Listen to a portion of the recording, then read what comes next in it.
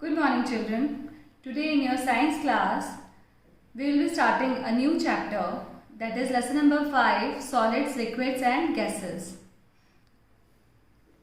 In this chapter, we will study about states of matter, solute, solvent and solution.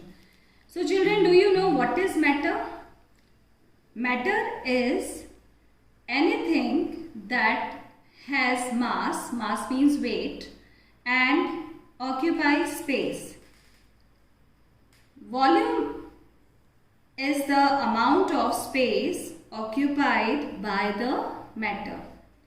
What is matter made up of? Children, matter is made up of tiny particles, very small particles that are called molecules. These molecules are so small that we cannot see them with our naked eyes. So we need microscope to see them. So children, now we will study about the states of matter. Matter exists in 3 states: solids, liquids and gases. The example of solid is ice. You all have seen ice in your refrigerator. You know what is ice? Then liquids. When ice melts, it turns into water. So liquid is, the example of liquid is water. Gases, the example of gases is steam. When you start boiling the water, you see steam coming out of the water. In solids, the molecules are closely packed. They have very strong force of attraction between them. Therefore, solids have a definite shape and volume. They are mostly hard. For example, blackboard, chair, wall, chalk. These are the examples of solids. So now, liquids. In liquids, the molecules are less closely packed than solids. They have weak force of attraction between them. The example of liquids are water, juice, ink, etc. Now, gases. Molecules in gases are very loosely packed. Gases have no definite shape and volume. In liquids, they take the shape of the container. So children, now we will study about states of matter are interchangeable.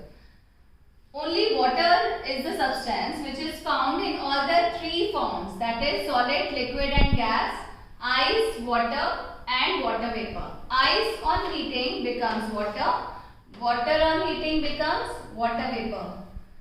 And similarly, water vapor on cooling becomes water and water on cooling becomes ice.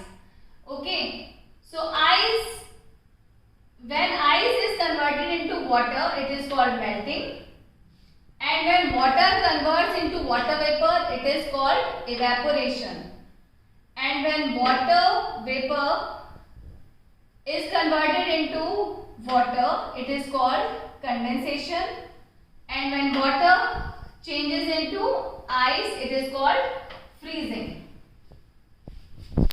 So children, now I have taken 2 glasses and in one I will mix sugar in the water. See what happens. This is soluble in water. Okay, now I have taken 1 spoon of sand and I will mix in the water. Now see what happens. See, sand is settled down in the water. So it is insoluble.